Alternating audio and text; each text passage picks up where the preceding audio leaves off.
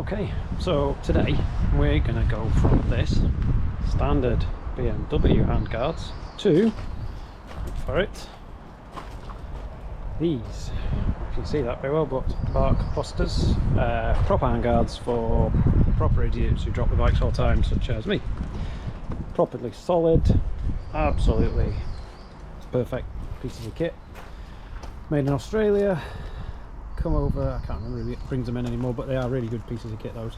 I think retail are about £130 a pair, and that includes the plastic guards as well. But yeah, as you can see, these fellas are a bit wibbly wobbly. Perfect for keeping the wind off while you're riding, but not so good if you're ever going to put the bike down anywhere, which I will. And so I'm going to switch to the BARKBUSTERs. So this video is just to show you how that happens. It's dead easy, to be honest. Undo wing mirror with that 14mm bolt, and then undo that Torx 50, and that's the old guard off, and then we will assemble the bits and pieces that are down there and put them on the bike.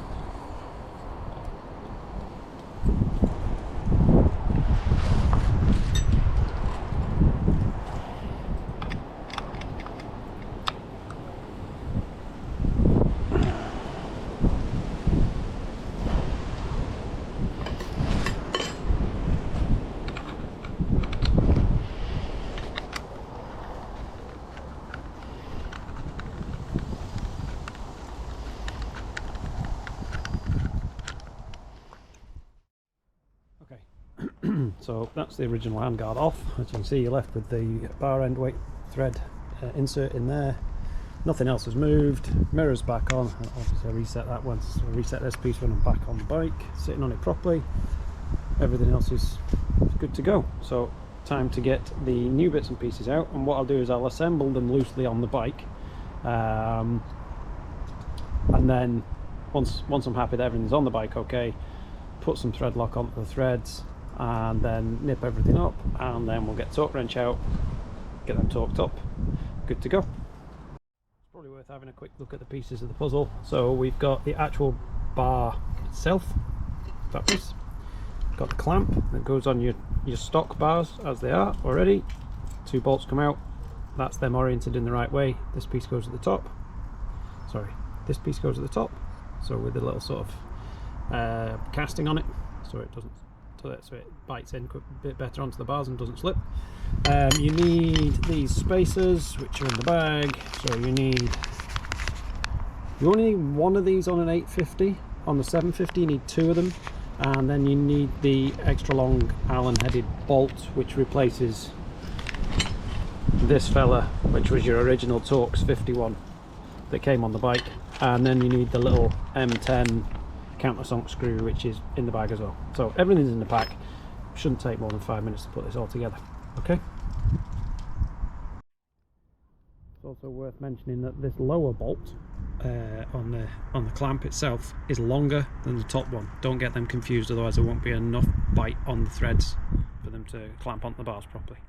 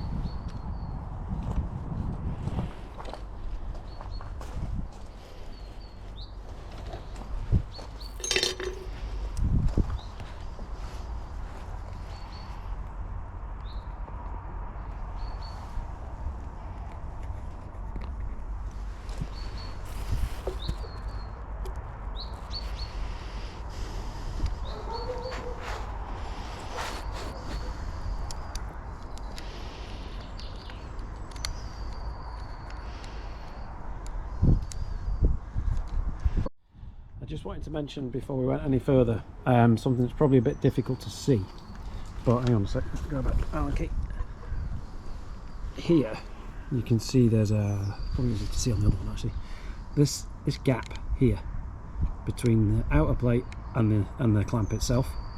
You want to try and get equal gap on the bottom and on the top, so there's an even clamping between the, so that both bolts are taking the same amount of load. I know it's not perfect on this one, but it was as good as I could get, so I'm aiming for the same on this side when tightening these up. So I'll get them to the point where they're even, and they're probably just about finger tight. Level them up to where I want them, and then I'll tighten them up to sort of the tightness I want to do to get them to before I start using the torque wrench. Just wanted to point that out. The other thing obviously you've got to do is make sure that you get them reasonably level side to side on the bike. It's normally, when you look at them from the side, I prefer them just to be below horizontal. Some people like them a little bit higher at horizontal. Yeah, horses for courses. The one thing you don't want to do is have them too low, so that when you're at full lock, I can't reach it because I tend to stand on it against the bottom of this, is that they foul on the tank. There isn't a lot of clearance with the standard bars as they are between the controls and the side panels and the tank panels, so you do have to watch that. If you have those pointing down further, they're going to foul on the tank. It's something I'm going to combat in another time. I've got bar riser clamps to go in, but as you can see, I've removed the GPS unit because it was in a stupid place, if you ask me, but in fact dangerous place if you ask me, and I've not got decent replacement bolts yet, so these are the original bolts. I'm going to wait for some new bolts, take these fellas off because they belong on the GPS unit, and then I'll bring that up, but that's for another time, and that'll give me more chance to then play around with the bar angle and the BARKBUSTER angle, and everything, and make it all work a bit better. Okay, so let's get these leveled up and tightened up, and then we can put the handguard on. That's the metal bar on anyway, and the clamp on, and that's on, and nothing fouls anything. There's plenty of room underneath that for full lock on the full lock when you on full lock. It's not fouling anything under there. You can see there's nothing on there. The other side is quite tight to the I don't know what you would call it, but I think it's partly to do, it must be the connection for the, I think it's a connection for the also for the cruise actually, but it's quite tight to that, so you can undo that one, that bolt, and slide the mirror along a bit if you wish. I'm quite happy with that. I don't think it's going to come to any harm. Yeah, and if I do manage to drop the bike and bend these things at that point, I think I've got a bigger problem than whether my cruise control is going to work or not, so that's fine. I'm absolutely fine with that. So now they're reasonably level, I think it's time to get the plastic handguard on, and for this, unfortunately, well, I'll probably go over this properly. The Allen headed bolts that come with this are okay, all right. They are a little bit soft, so especially the bright ones, these little fellas, 4 mils. What I would do is make sure you've got the best Allen keys you can find. I use the Wero ones. I really like them. They're about 25 quid on Amazon if you want a set, but I've used these for years. I've tried everything, Snap-on, Park, everything for doing bicycle repairs. The Wero ones are the best value for money. They tend to work really well. The rounded ends are useful, but like all of them, they will strip stuff. They're not great. And also the little Wero, it's mini sockets, whatever it is, a craft form compact, whatever it is really handy because it's got some really good quality heads available for it, which, as you'll see in a minute, I'm going to use on the torque wrench for getting everything up to torque. So that's the next bit, get everything up to torque, and then I'll fit the plastic handguards. Okay, cool.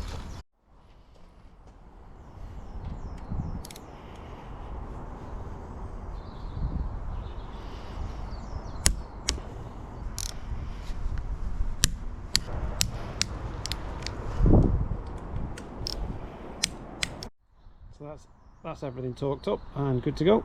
Handguards next. Okay, so these are the handguards. As you can see, you can kind of see because there's some BARKBUSTER branding on them. I went for black on black. I didn't want to shout too much, but you can get them in God knows how many colours. Tons of colours. Different coloured writing, everything. And it literally, you see there's a hole through the middle there and a corresponding hole on the bar, and it's a case of line them up and there you go. Okay, the kit comes with a couple of screws that go in here, self-tappers, that go through the plastic and into the aluminium. They are Phillips headed, not posi drives, so you will need a decent Phillips headed screwdriver to put these in.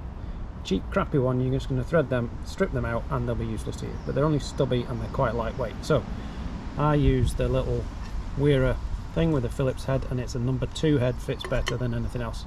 So I'm just going to pop those on now and be back.